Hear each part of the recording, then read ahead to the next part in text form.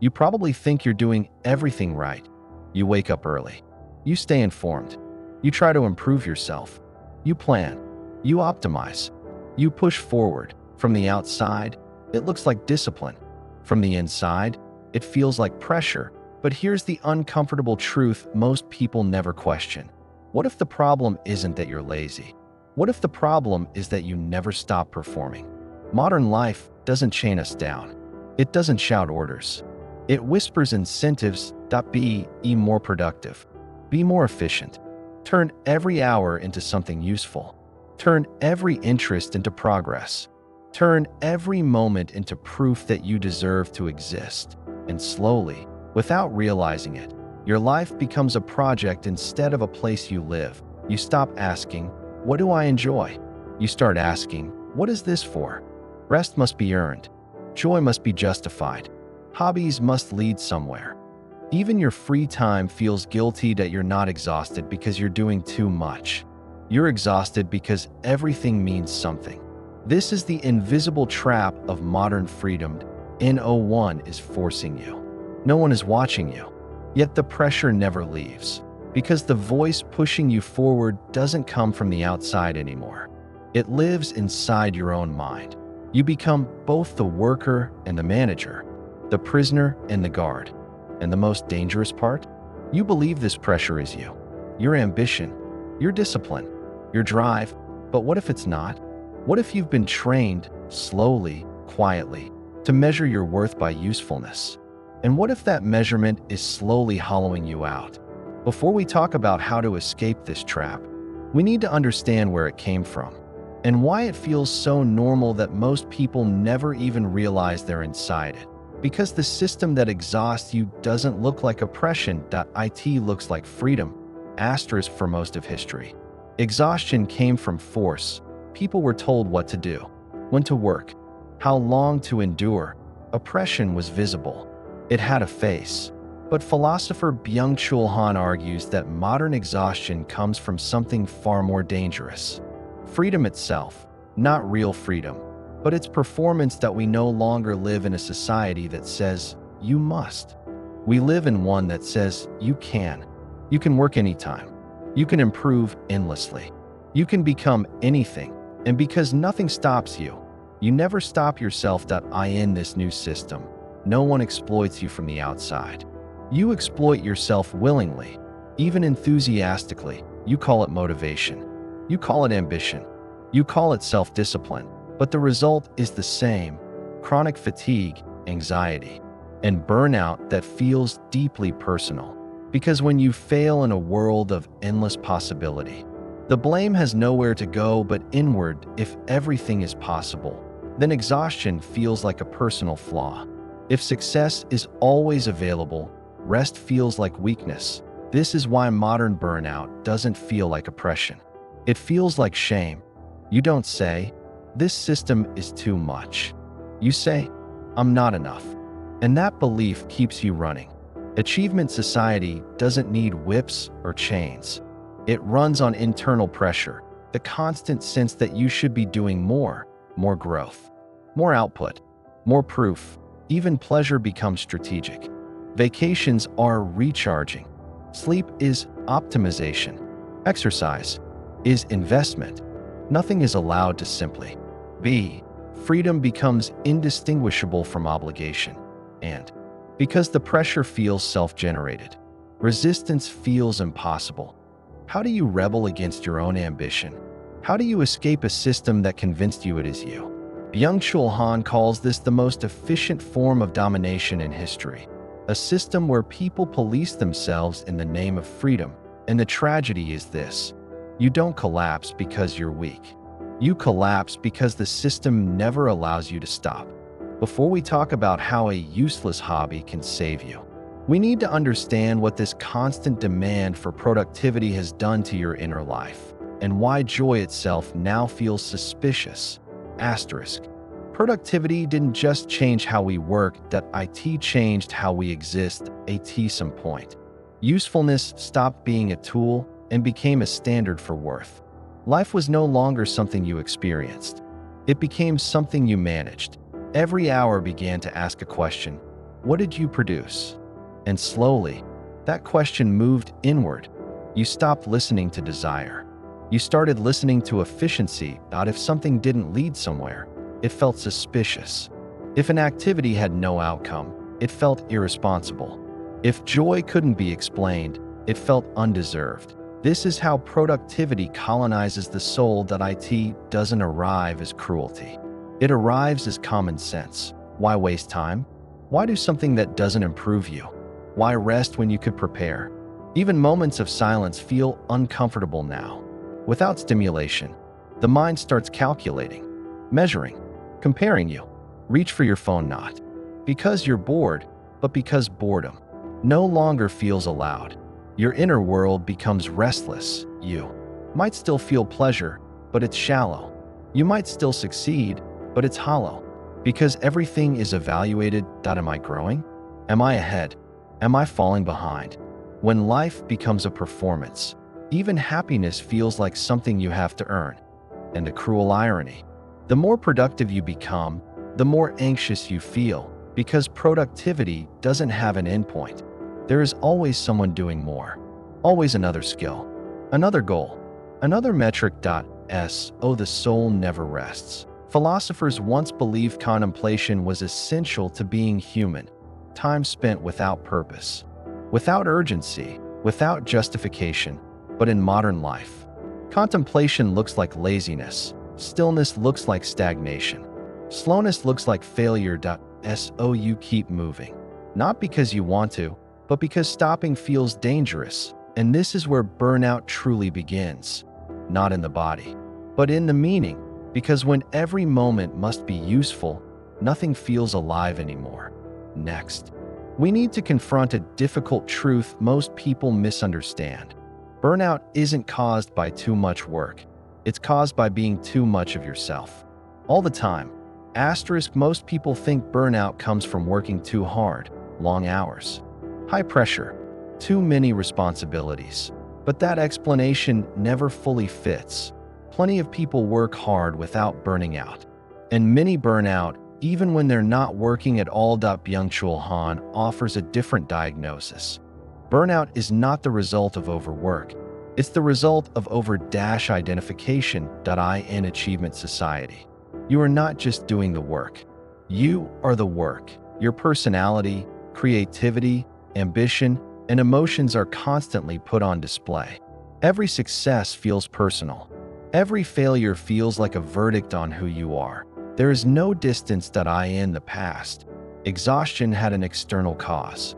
You could point to it, blame it, escape it.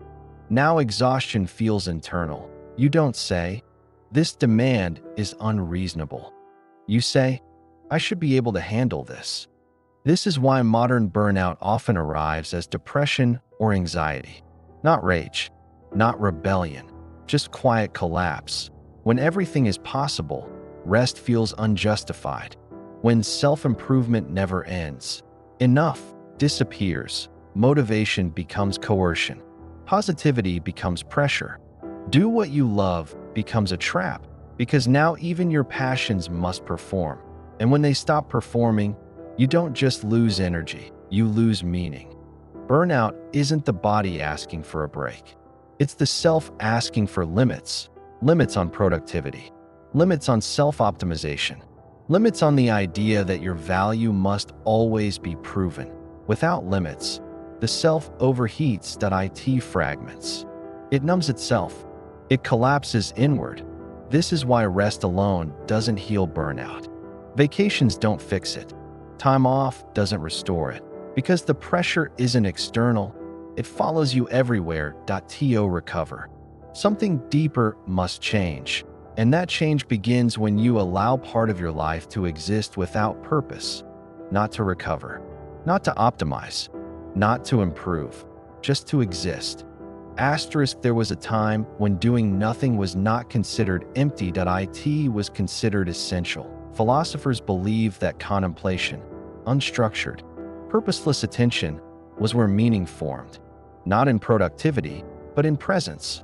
Not in motion, but in stillness. Today, that space has almost disappeared. Modern life is loud. Not just with noise, But with demands, every moment asks something from you. Every pause is quickly filled.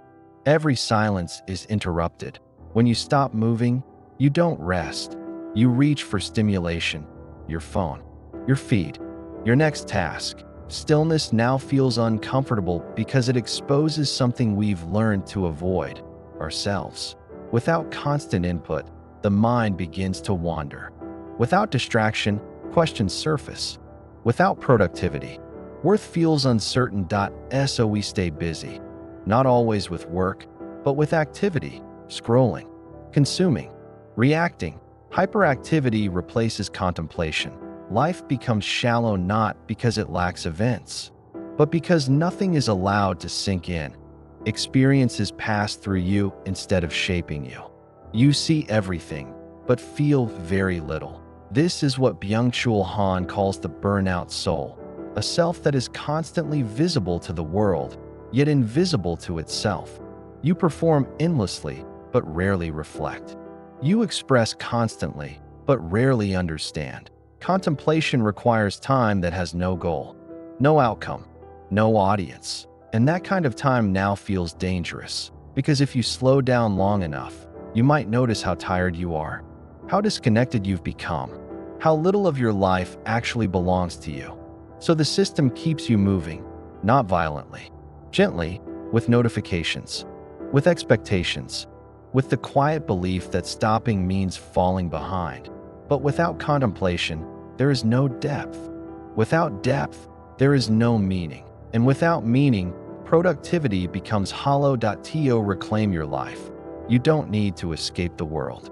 You need to reclaim spaces within it where nothing is demanded of you. And that is where something radical begins, the rediscovery of uselessness. In a world obsessed with outcomes, usefulness becomes a moral value. To be useful is to be good. To be efficient is to be responsible. To be unproductive is to feel guilty. This is why the idea of a useless hobby feels uncomfortable. It violates something deeply internalized, that a useless hobby does not advance your career. It does not build your brand. It does not make you impressive. It does not lead anywhere. And that is precisely why it matters. Useless activities return something that modern life has quietly erased: freedom. When you engage in something without purpose, you step outside evaluation. There is no score, no optimization, no audience. You are no longer performing. This is dangerous, not to you, but to a system that depends on constant self-improvement. A person who can enjoy something without extracting value is harder to control. They are less anxious, less desperate, less easily manipulated. Philosopher Joseph Piper argued that leisure is not the absence of work, but the presence of a different mode of being, one that resists being reduced to function. A useless hobby restores that mode. When you paint without intending to sell, when you play music no one hears, when you build something that serves no purpose, when you walk with no destination, you interrupt the inner accountant that measures every moment, and something inside you softens. Time slows. The nervous system relaxes. Attention deepens. This is not escapism. It is recalibration, because the self needs spaces where it is not optimized, judged, or exploited, even by itself. Without those spaces, the mind hardens. Joy becomes conditional. Rest becomes guilt. A useless hobby gives you permission to exist without justification, not as a worker, not as a project, not as a product, but as a human being. And when you return to the world of demands, you return whole, not because you rested, but because you remembered who you are without pressure. Play is not a luxury. It is a biological requirement. Long before productivity, humans evolved through exploration, curiosity, and repetition without reward. The brain developed not only to solve problems, but to wander. When play disappears, something fundamental breaks. Neuroscientists describe play as a state where the brain enters flexible attention, not rigid focus, not distraction, but open engagement. This is where creativity forms. This is where emotional regulation stabilizes. This is where learning becomes natural instead of forced. Yet in adulthood, play is quietly erased that we replace it with hobbies that perform, skills that monetize, activities that justify themselves. Even relaxation becomes strategic. You don't just rest, you recover for productivity. You don't just enjoy, you optimize your mental health. But play does not respond to pressure the moment it is evaluated. It collapses. A useless hobby restores genuine play because it removes consequences. There is no failure, no outcome, no audience. You can be bad at it. You can stop and start. You can forget about time. This state activates what psychologists call intrinsic motivation, doing something because it feels right, not because it leads somewhere. Intrinsic motivation is fragile. It cannot be commanded. It must be invited. That is why play feels childish and why it is so powerful. Children don't ask if play is productive. They ask if it is interesting. Adults forgot how to ask that question. When you reintroduce play, the nervous system learns safety again. The brain stops scanning for performance. The body exits survival mode. This is why people often feel unexpectedly emotional when they return to playful activities, not because the activity is important, but because it reminds them of a version of themselves that existed before pressure. Play reconnects you with curiosity instead of fear, process instead of outcome, presence instead of projection, and slowly, without forcing anything, life begins to feel lighter, not easier, but more alive, because the brain was never meant to be efficient all the time. It was meant to explore. Burnout does not heal through force. You cannot discipline your way out of exhaustion. You cannot optimize your way back to meaning. You cannot think yourself into rest. Burnout heals when the nervous system learns that it is safe to stop performing. This is where useless hobbies do their quiet work. When you engage in something with no outcome, the brain receives a rare signal. Nothing bad will happen if you slow down. There is no deadline, no evaluation, no demand. Over time, this rewires how you relate to effort itself. You begin to associate activity with curiosity instead of pressure, movement with expression instead of obligation, time with presence instead of scarcity. This is especially important because burnout is not just fatigue, it is distrust. You stop trusting your motivation. You stop trusting your desires. You stop trusting rest. A useless hobby rebuilds that trust gently, not through insight, through experience. When you sit down to do something purely for its own sake and nothing collapses, the nervous system relaxes. You begin to notice small shifts. Your breathing deepens. Your thoughts slow. Your inner critic softens. Joy becomes quieter, but more real. And unlike productivity, this joy does not demand repayment. It does not ask you to turn it into something. It does not punish you for inconsistency. It does not disappear when you stop. It simply exists. Over time, this changes how you approach the rest of your life. Work becomes less consuming because it no longer defines you. Success becomes less fragile because your worth is not tied to it. Failure becomes survivable because it is no longer total. Burnout begins to loosen its grip, not because your workload changed, but because your relationship to yourself did. This is why people who maintain useless hobbies often feel strangely grounded. They have a place where they are not judged, even by themselves. And in a world that constantly asks you to prove your value, that place is not indulgent. It is essential. At some point. Many people forget how to do things without explaining themselves, not just to others, but to themselves. Why this hobby? Why this walk? Productivity culture trains you to justify existence, to earn time, to rationalize joy, to defend stillness. A useless hobby breaks this habit. It teaches you to act without a reason that can be defended. First, this feels unsettling. You may notice guilt, a sense of wasted time, an urge to stop. That discomfort is not a sign that something is wrong. It is a sign that something old is loosening. For the first time in a long while, You are not extracting value from yourself. You are not improving. You are not preparing. You are not fixing. You are simply there. This is what philosophers mean when they speak of being rather than doing, not as an abstract idea, but as a lived experience. When you stop justifying your actions, attention shifts inward. You begin to notice texture, rhythm, subtle, pleasure. Time loses its sharp edges. Moments expand instead of collapsing into efficiency. This does not make you passive. When you are present, you choose more honestly. You work more deliberately. You rest more fully. Life regains proportion. Useless hobbies do not replace ambition.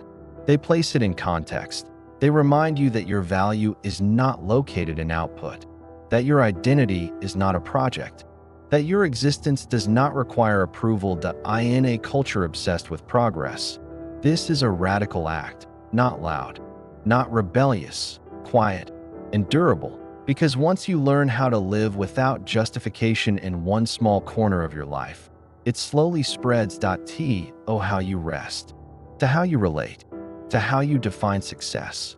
And eventually, you realize something subtle but profound.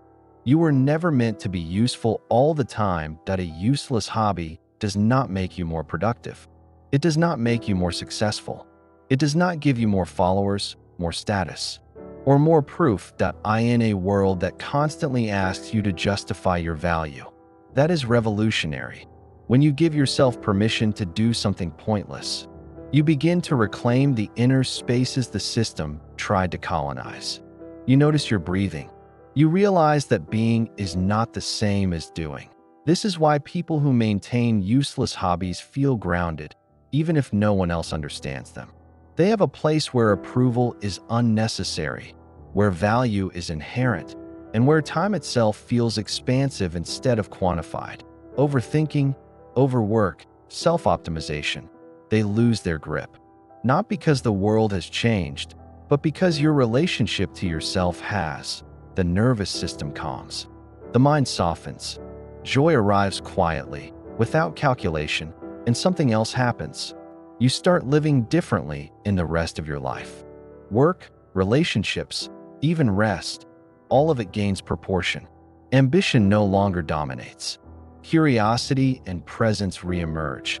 This is the radical, quiet power of doing something for no reason at all.